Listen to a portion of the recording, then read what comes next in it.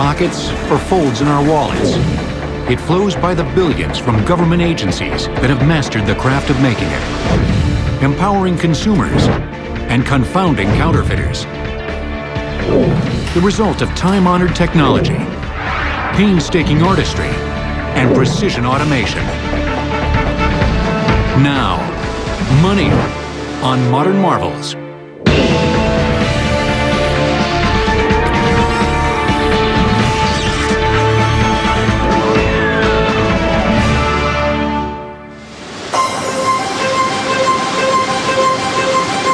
They say that it can't buy happiness, and that the love of it is the root of all evil. But most of us seem to be obsessed with earning, saving, and spending it. For better or worse, money is the measure of all things in America. And two agencies work around the clock, satisfying our demand for it. The Bureau of Engraving and Printing produces our paper currency. And the United States Mint, the largest mint in the world, manufactures our coins. We are the largest mint in large measure because we have the world's largest economy. Many mints worldwide have had to slow their production down. In fact, some have had to shut their production down. We, on the other hand, because of the size of our economy, have had very smooth production capacity. The U.S. Mint runs production facilities in Denver, San Francisco, and West Point. But for more than 2 centuries, the heart of its operation has been in downtown Philadelphia. You can count on this money-making factory to pump out a staggering 11 billion coins each year.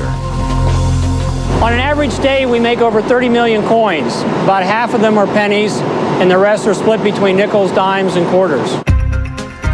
No parts of the Mint's automated production line are more critical than the dies from which the coins are stamped. Creating them is a meticulous and time-consuming challenge.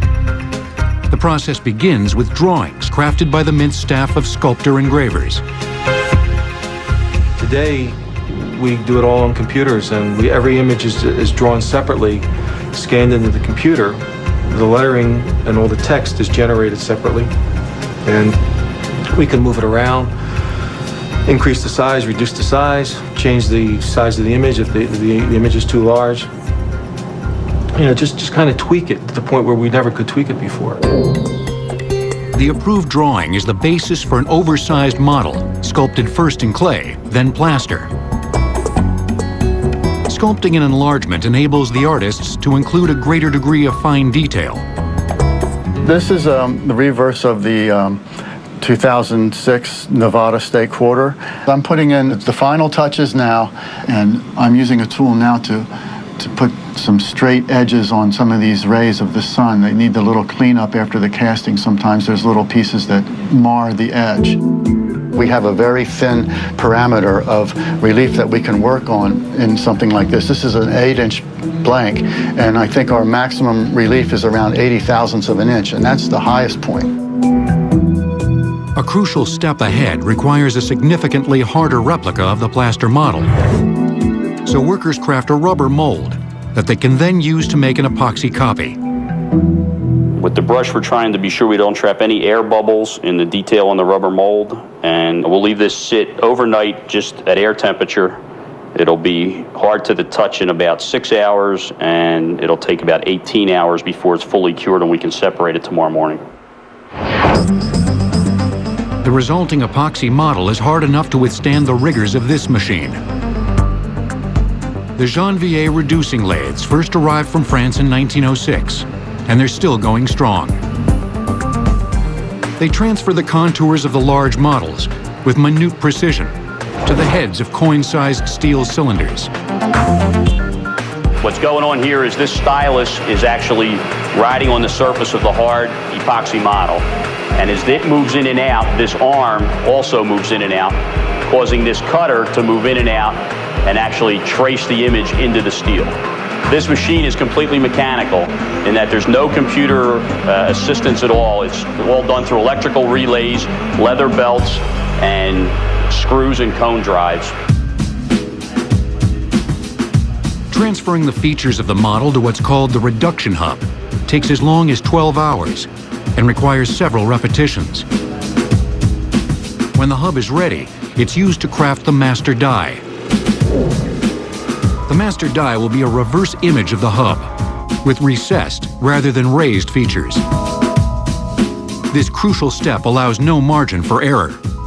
Any little water will imprint on this, fingerprints will imprint, lint marks, dust, dirt, all will mess this thing up from the get-go.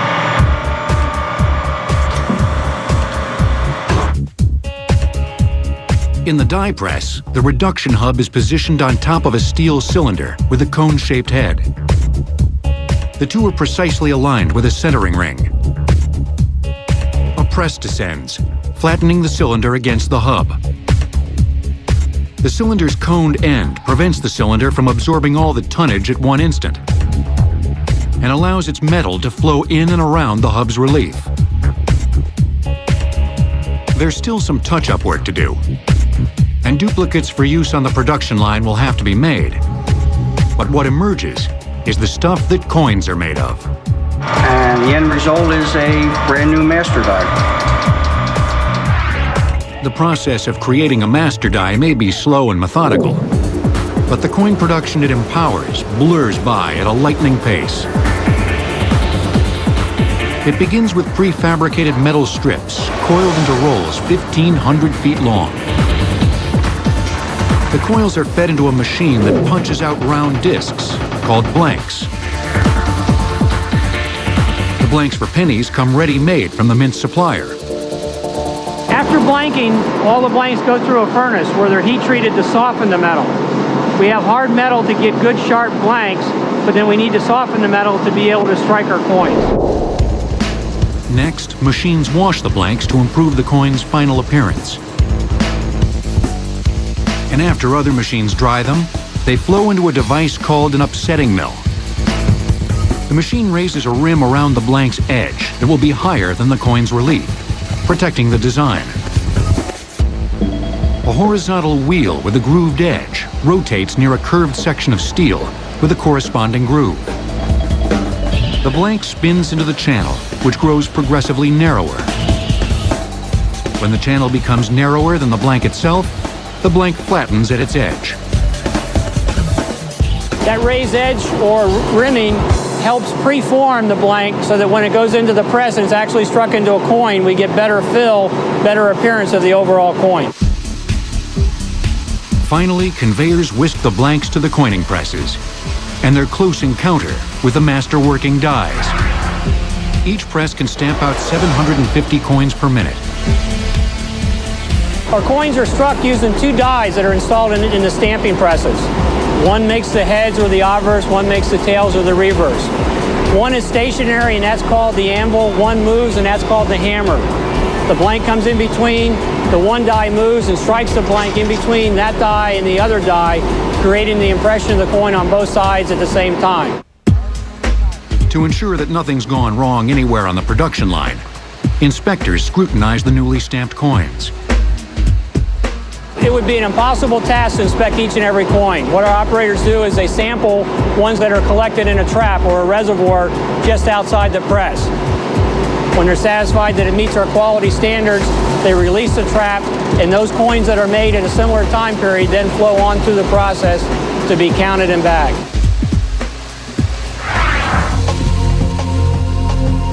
Each of the bags into which the counted coins fall weighs roughly 2,000 pounds.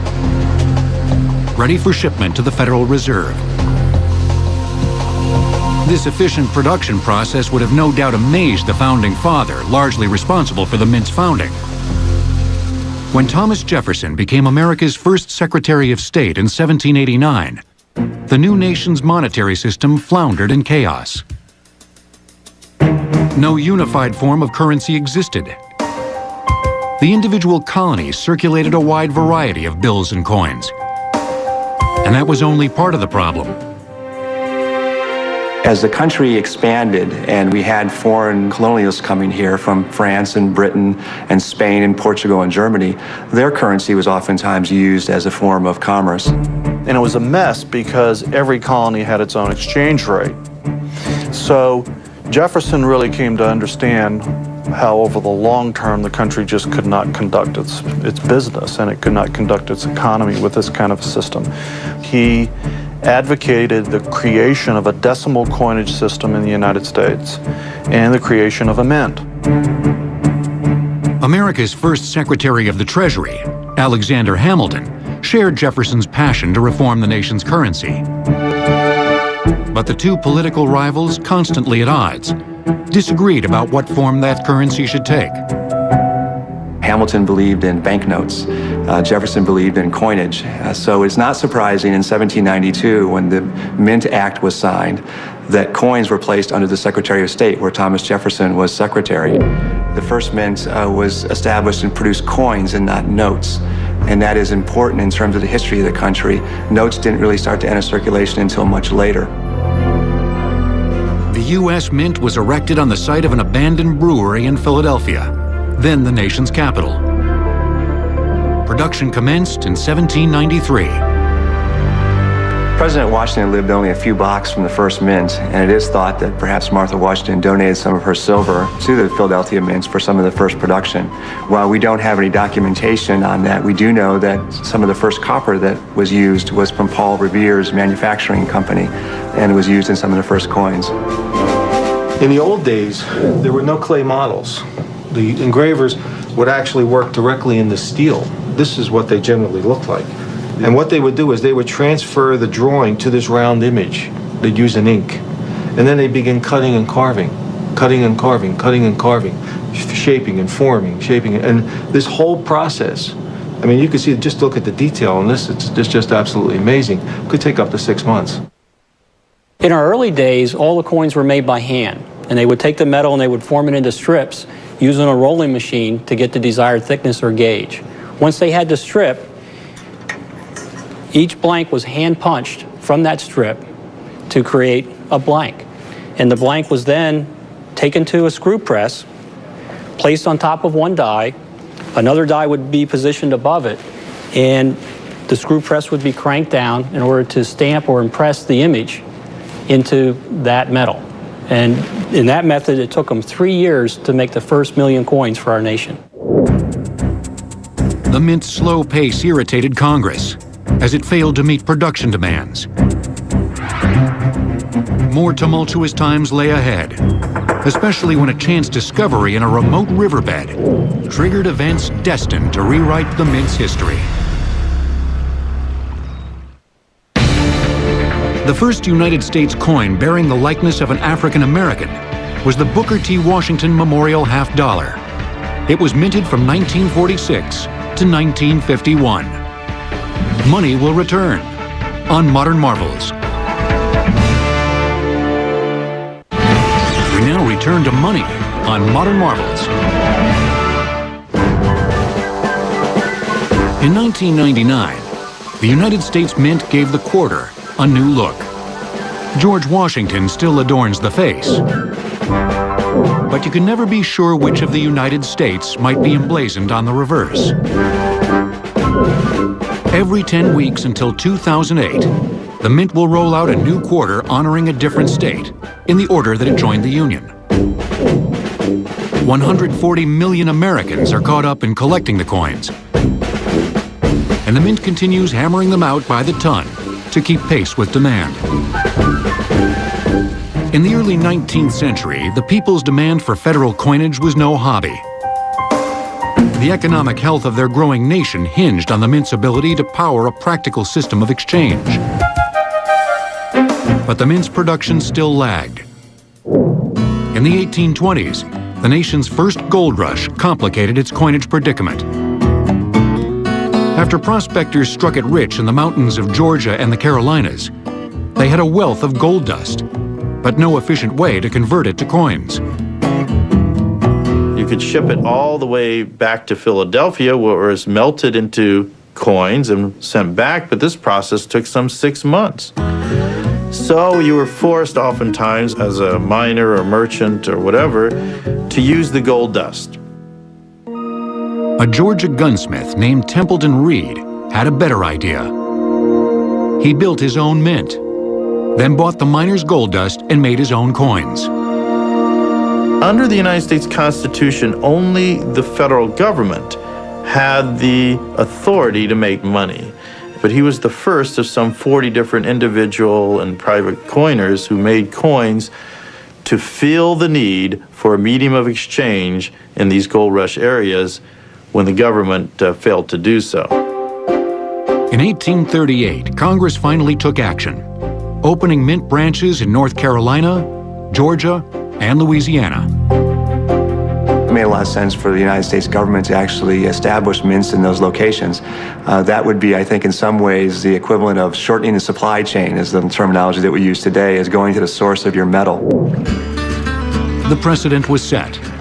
In 1848, when the cry of gold echoed from California, a similar scenario played itself out.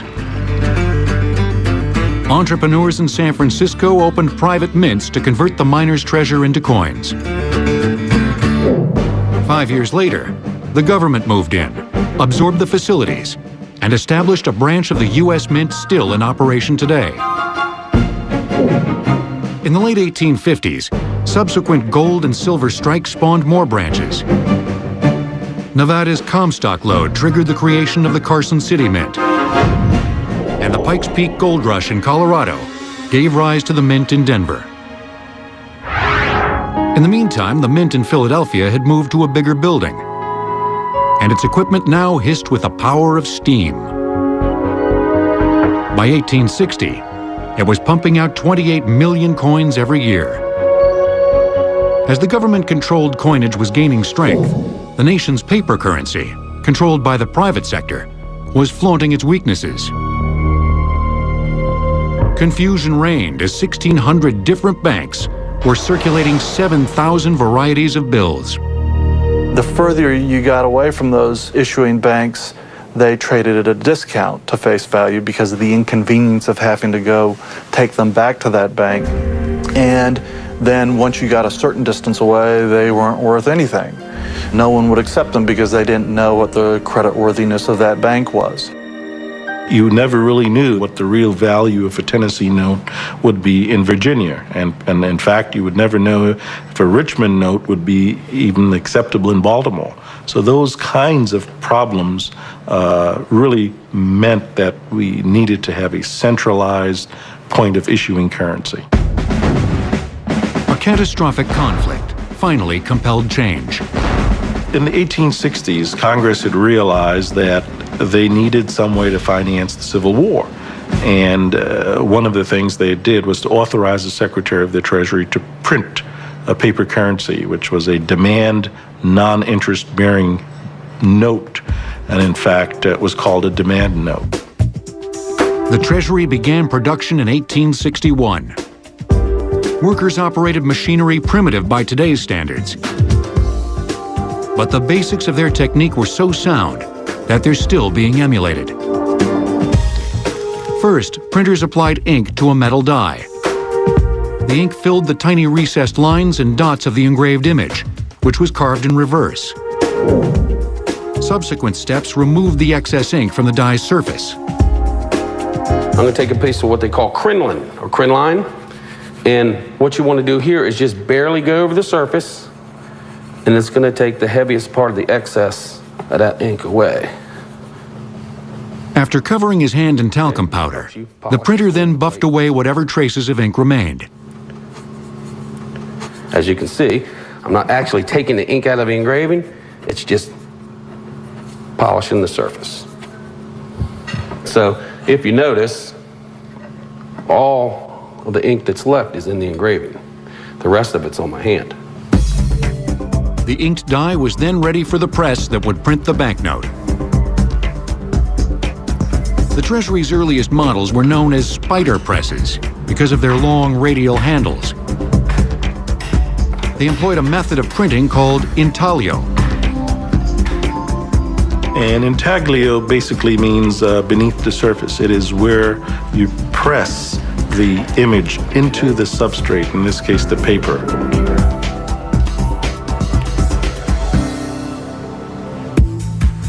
An intaglio press draws the blank paper, positioned atop the engraving, beneath its drum.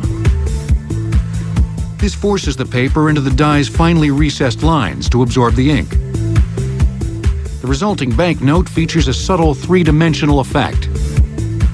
The surface of the note is slightly raised. If you pass your hand on any object that's intaglio printed, you will be able to feel differences and ridges, and that adds to the distinctiveness of currency. That trademark feel of American currency is also a product of the specialized paper on which it's printed. And surprisingly, the main ingredient of that paper is something you might be wearing right now. According to the U.S. Mint, the life expectancy of a circulating coin is 30 years. The Federal Reserve estimates that the average lifespan of a $1 bill is just 22 months. Money will return on Modern Marvels. We now return to money on Modern Marvels. We all know money doesn't grow on trees, but it does sprout from, of all things, blue jeans.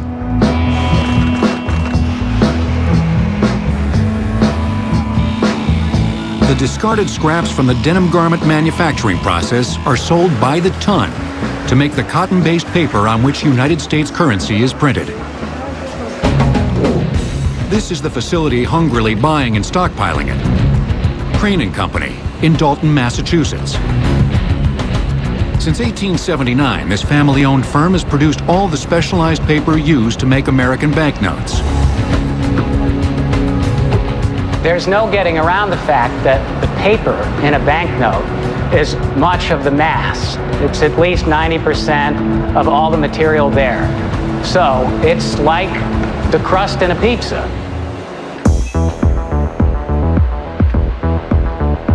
Waste cotton comprises about 75% of the material Crane uses to make its banknote paper. The other 25% is waste flax. Paper currency must endure a lot of wear and tear, and paper made from wood pulp couldn't survive the abuse. The fibers in wood pulp are not as long and not as strong as the fibers in cotton. We have nearly pure, highly crystalline cellulose in cotton, so it's much stronger, more brittle, a rattle in the paper when you move it, a crispness, all those characteristics that make U.S. currency paper so distinct when you feel it. Achieving that distinctive feel, which counterfeiters find very tricky to duplicate, is the result of a time-honored and painstaking process. The first job is to remove some of the natural waxes and oils that are associated with the otherwise very pure cotton cellulose fiber. And this and the oils and waxes are generally removed in a pressure cooker, in what we call a rotary boiler. For 2 hours, 6,000 pounds of cotton in the 15-foot wide boiler cooks in a caustic bath of sodium hydroxide and other chemicals.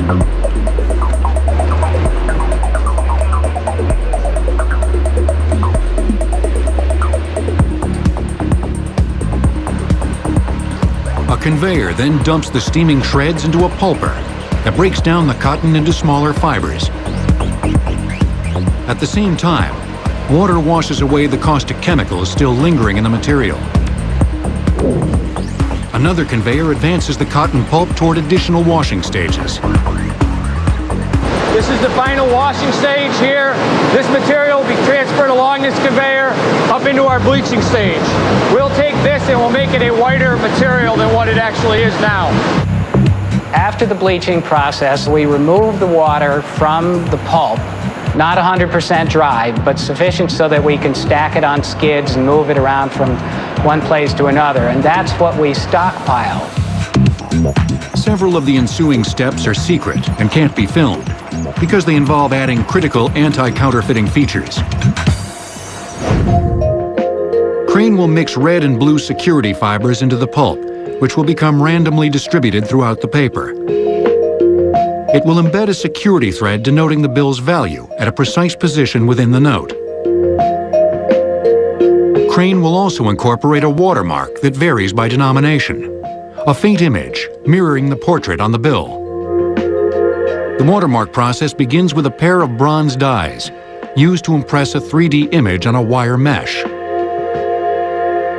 You can see here are embossed three-dimensional structures in the wire. This is Abe Lincoln, the subject of the watermark for the $5 bill. The wire mesh is wrapped into the shape of a cylinder that then rotates partially submerged in a tank. The tank holds the paper, now liquefied into a slurry of 96% water. As the wire mesh turns, the pattern of the watermark subtly rearranges the fibers collecting on its surface. The mesh of the wire is so small that it captures the fibers. So as the fibers are draining, they accumulate in the low areas, they're sloughed off in the raised areas, and the resulting sheet of paper has this reduction in opacity where it's thin, increased opacity where it's thick, held up to the light. It produces that multi-tonal shadow look of a watermark. Like the watermarks, the security threads play a key role in frustrating counterfeiters. These 3-inch wide rolls are 48 threads wide, and each roll contains enough thread for more than 2.5 million notes. Slitting the roll requires surgical precision, as each of the 48 threads is separated by a space only 1/1500th of an inch wide. So we have to introduce a plastic strip whose thickness is roughly equal to 1/4 of the thickness of the paper, get it right into the middle, right inside the paper on a continuing basis, thousands and thousands and thousands of miles with no defects. That's one of the secret processes Crane couldn't allow our modern marvels crew to capture. After that step, further refinements and drying, the nearly finished paper emerges as a roll 16 bills wide. To ready the sheets for printing at a later time, machines then apply a special coating called sizing. This is an animal glue and chemicals that seals the surface to this paper because it'd be real porous without it, and the ink would just spread through the fiber. They put this surface sizing on it so it prints well. After the coated paper dries, cutting machines complete the paper's long odyssey, dividing the rolls into sheets bearing the templates of 32 bills. What began as raw cotton is now the world's most durable banknote paper, and a counterfeiter's worst nightmare. What makes banknote paper really different is to look at it in transmitted light. This is where the primary security features are revealed. We have the watermark of Abe Lincoln in every note, and we have the security thread. And the security thread has the denomination of the note. In this case, it says USA 5. So in transmitted light, these are visible. In reflected light, they're gone. It's a tough assignment for the counterfeiter to produce a feature that fills that bill. Echoing Tim Crane's analogy, the pizza crust of the banknote is ready for delivery. It'll be up to the Bureau of Engraving and Printing to add the all-important toppings. This kind of assembly line efficiency began changing the face of America's money factories early in the 20th century. At the U.S. Mint, productivity had skyrocketed with the advent of electricity and automation. The same was true at the Bureau of Engraving and Printing. Both agencies were helping to energize the economy of a nation emerging as a global power. Each was now filling production orders from the recently established Federal Reserve. In 1913, President Woodrow Wilson had signed the act creating it, hoping to stabilize America's money and banking system. It provided an elastic currency that could expand and contract in response to the economy's changing demands. The Mint and the BEP are the Treasury Department's currency suppliers to the Federal Reserve. The Fed, as it's called, has 12 districts nationwide that monitor America's money supply. When the amount of cash in a district falls below acceptable levels, the Fed places an order with the Mint and the BEP to make and deliver more money. During the Fed's early years, the money it managed finally began to resemble what we take for granted today. Until the 20th century, no likeness of a president had ever graced an American coin, a tradition inspired by George Washington. Washington had rejected the mint's plans to use his portrait, wanting no part of a practice exercised by European monarchs. And it really wasn't until the introduction of the Abraham Lincoln penny, in which you saw a president on a coin. Shortly thereafter, you saw other presidents show up on coins as well. You see Thomas Jefferson, and of course we have Franklin Delano Roosevelt, John F. Kennedy on our coins today, and George Washington himself on the quarter. America's paper currency also got a 20th century facelift. Until 1929, federal banknotes were a half-inch wider and nearly an inch and a half longer than today's. Designing a smaller note enabled more notes to be printed for every turn of the press. The dimensions of our bills haven't changed in 3/4 of a century, but virtually everything else about them has. Making the new generation of currency combines old-school craftsmanship and cutting-edge technology.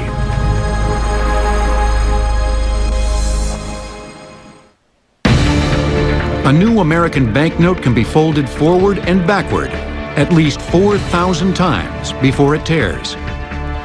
Money will return on Modern Marvels. We now return to money on Modern Marvels.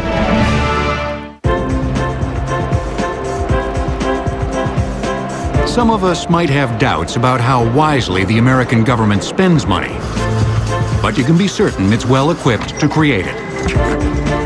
The Bureau of Engraving and Printing's facilities in Washington, D.C. and Fort Worth, Texas, churn out 35 million banknotes every day, with a face value of about $635 million. We have to produce billions and billions and billions of this product. It has to be easily recognizable.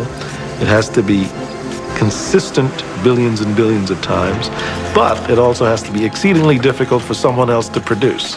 Now that, to me, is a challenge. The BEP, like its sister agency, the U.S. Mint, relies on an elite staff of engravers to craft its master dies. The art of engraving itself hasn't changed much. The tools are very similar to what they were 400 years ago. The primary engraving tool is a Buren, or graver. It's just it's a straight steel shaft that's polished on two sides with a bevel on the end of it. And you just put it in a small holder and push with the palm of your hand through the metal, and it cuts a tiny little curl out at a time. You can control the depth and width of the line with astonishing accuracy. And you're doing this pretty much in miniature version, and you're doing this backwards and reverse. And the fascinating thing is, if you make a big mistake, 9 months of work will go down the drain in just one cut. Making a mistake in original die is a tragedy. I would have to fix that by using a scraper. I would have to hollow it out in that area until I made a smooth little depression. Then take the engraving die, flip it over, hammer the back of it so that it would raise a bump on the surface. I would then take a series of little honing stones over the top of the surface and smooth it back and forth until it was absolutely flat. Then take burnishing tools to repolish the area, then mark it back in and recut it accurately. You end up destroying a good deal of work around the error. Once completed successfully, however, a skilled engraver's handiwork is a banknote's first line of defense against counterfeiters. If I were to ask any one of my banknote engravers to engrave the very same design, exactly the same, twice, that person can't do it because of the subtle human nature of designing. The human aspect of engraving a banknote is unique to that individual process and that unique to that time.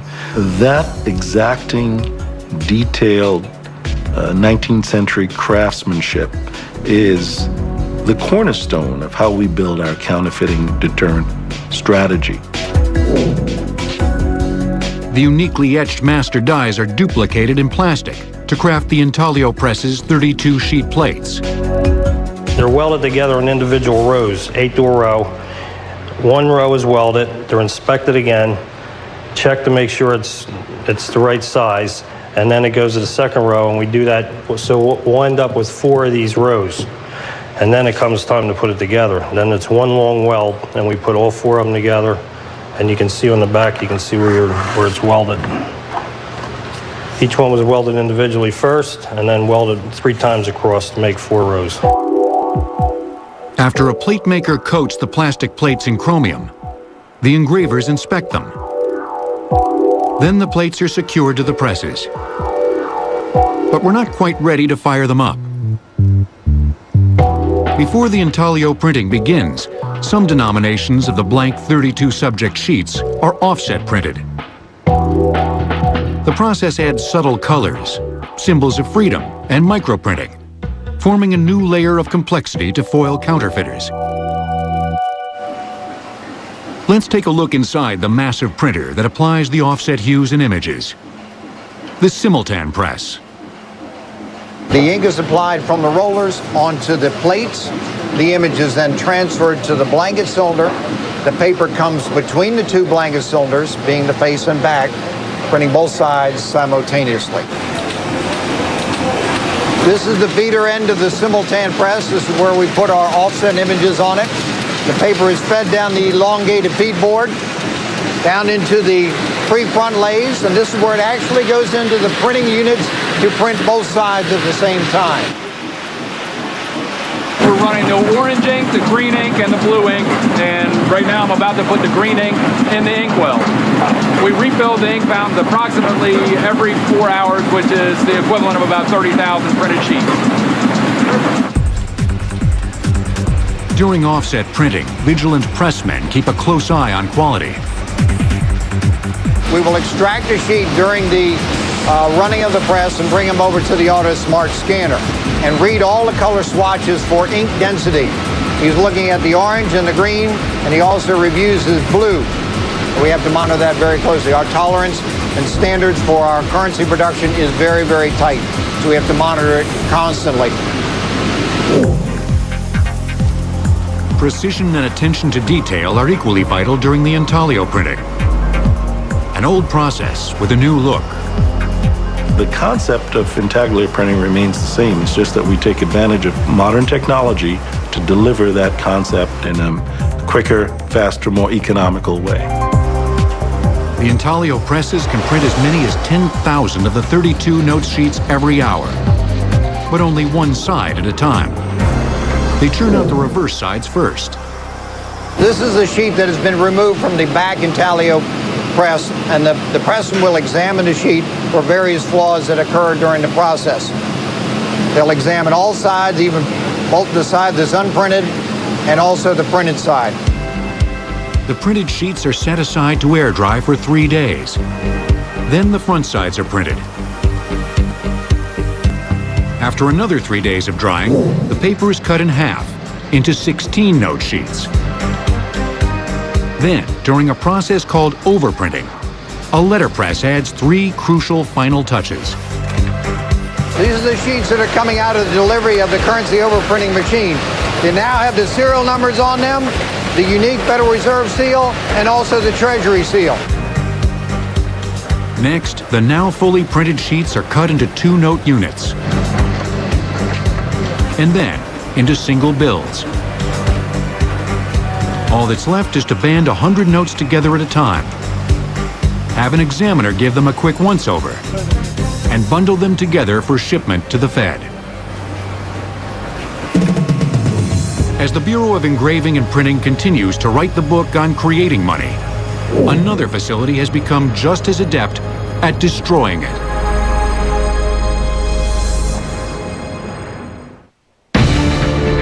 The bill with the highest denomination ever produced by the Bureau of Engraving and Printing was the $100,000 gold certificate, Series 1934. It was used only for transactions between Federal Reserve banks. Money will return on Modern Marvels. We now now return to money on Modern Marvels.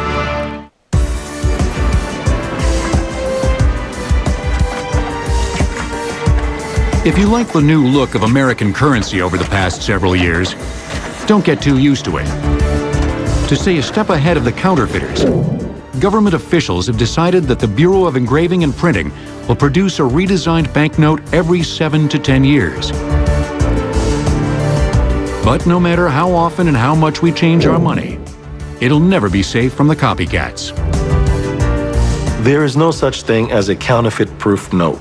The reality is, with enough time, resources, effort, you can duplicate or simulate any document. The technology available through consumer products, through desktop printers, through software, has brought the counterfeiter toolkit to a level of sophistication that just didn't exist 15 years ago.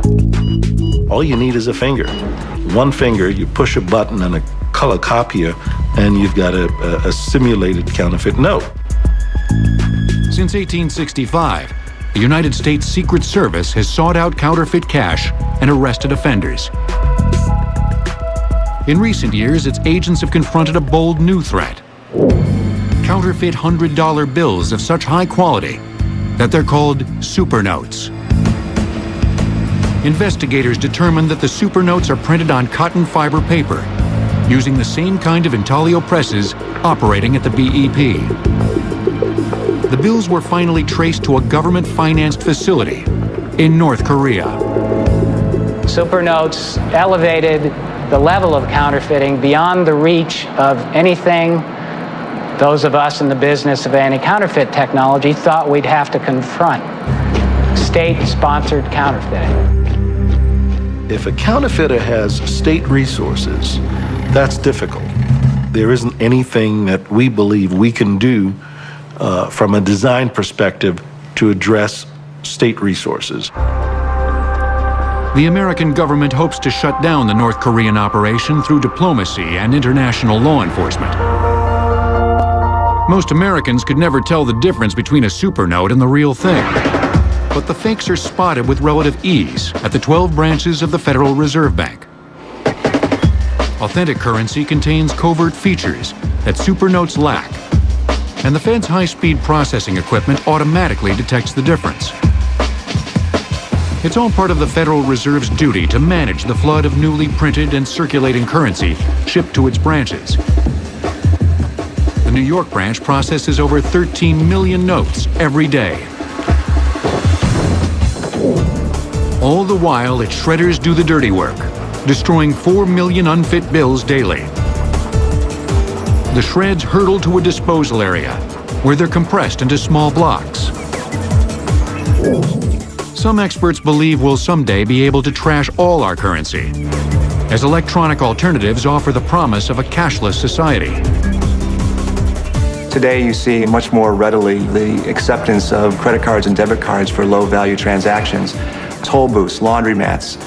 Most retail outlets now are eager for you to use your credit card or debit card in lieu of cash. And if you look at transactions increasingly, there are points where paper money is actually a burden. But there are transactions that require anonymity. And as long as there's a need for anonymity, there will be a need for banknotes.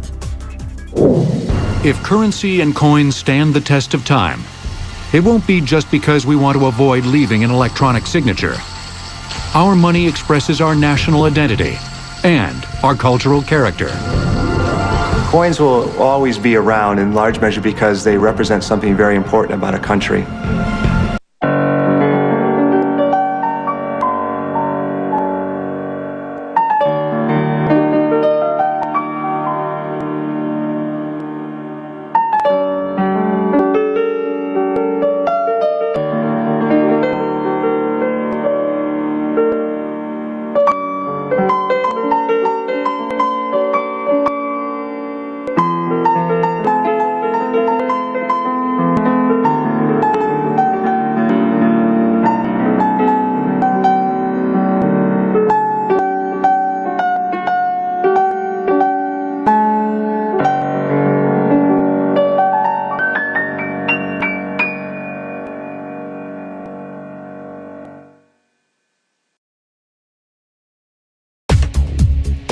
The cylinder's coned end prevents the cylinder from absorbing all the tonnage at one instant and allows its metal to flow in and around the hub's relief. There's still some touch-up work to do, and duplicates for use on the production line will have to be made. But what emerges is the stuff that coins are made of. And the end result is a brand new master die. The process of creating a master die may be slow and methodical, but the coin production it empowers blurs by at a lightning pace. It begins with prefabricated metal strips coiled into rolls 1,500 feet long. The coils are fed into a machine that punches out round discs called blanks. The blanks for pennies come ready-made from the mint supplier. After blanking, all the blanks go through a furnace where they're heat treated to soften the metal. We have hard metal to get good sharp blanks, but then we need to soften the metal to be able to strike our coins. Next, machines wash the blanks to improve the coin's final appearance. And after other machines dry them, they flow into a device called an upsetting mill. The machine raises a rim around the blank's edge that will be higher than the coin's. Had very smooth production capacity. The U.S. Mint runs production facilities in Denver, San Francisco, and West Point. But for more than 2 centuries, the heart of its operation has been in downtown Philadelphia. You can count on this money-making factory to pump out a staggering 11 billion coins each year. On an average day, we make over 30 million coins. About half of them are pennies, and the rest are split between nickels, dimes, and quarters. No parts of the Mint's automated production line are more critical than the dies from which the coins are stamped. Creating them is a meticulous and time-consuming challenge. The process begins with drawings crafted by the Mint staff of sculptor engravers. Today, we do it all on computers, and every image is drawn separately, scanned into the computer. The lettering and all the text is generated separately, and we can move it around, increase the size, reduce the size, change the size of the image if the image is too large. You know, just kind of tweak it to the point where we never could tweak it before. The approved drawing is the basis for an oversized model, sculpted first in clay, then plaster. Sculpting and enlargement enables the artists to include a greater degree of fine detail. This is the reverse of the 2006 Nevada State Quarter. I'm putting in the final touches now, and I'm using a tool now to put some straight edges on some of these rays of the sun. They need a little cleanup after the casting. Sometimes there's little pieces that mar the edge. We have a very thin parameter of relief that we can work on in something like this. This is an 8-inch blank, and I think our maximum relief is around 80 thousandths of an inch, and that's the highest point. A crucial step ahead requires a significantly harder replica of the plaster model. So workers craft a rubber mold that they can then use to make an epoxy copy. With the brush, we're trying to be sure we don't trap any air bubbles in the detail on the rubber mold, and we'll leave this sit overnight just at air temperature. It'll be hard to the touch in about 6 hours, and it'll take about 18 hours before it's fully cured and we can separate it tomorrow morning. The resulting epoxy model is hard enough to withstand the rigors of this machine. The Janvier reducing lathes first arrived from France in 1906, and they're still going strong. They transfer the contours of the large models with minute precision to the heads of coin-sized steel cylinders. What's going on here is this stylus is actually riding on the surface of the hard epoxy model. And as it moves in and out, this arm also moves in and out, causing this cutter to move in and out and actually trace the image into the steel. This machine is completely mechanical in that there's no computer assistance at all. It's all done through electrical relays, leather belts, and screws and cone drives.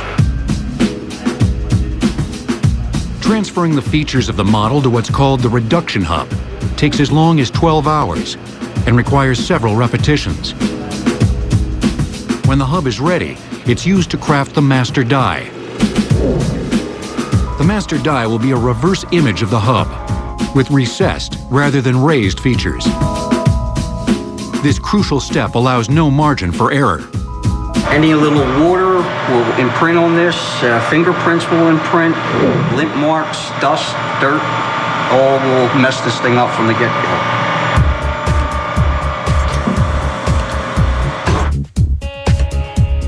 In the die press, the reduction hub is positioned on top of a steel cylinder with a cone-shaped head. The two are precisely aligned with a centering ring. A press descends, flattening the cylinder against the hub. Pockets or folds in our wallets. It flows by the billions from government agencies that have mastered the craft of making it, empowering consumers and confounding counterfeiters. The result of time-honored technology, painstaking artistry, and precision automation. Now, money on Modern Marvels.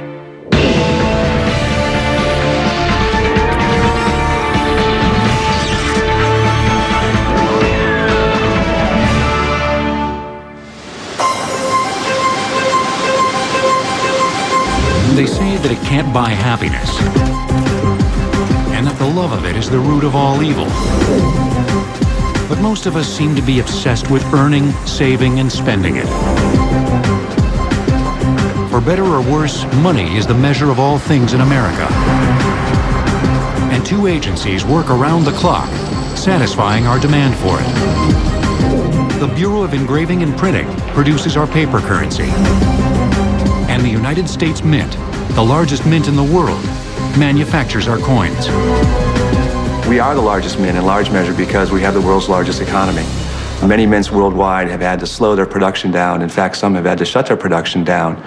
We, on the other hand, because of the size of our economy,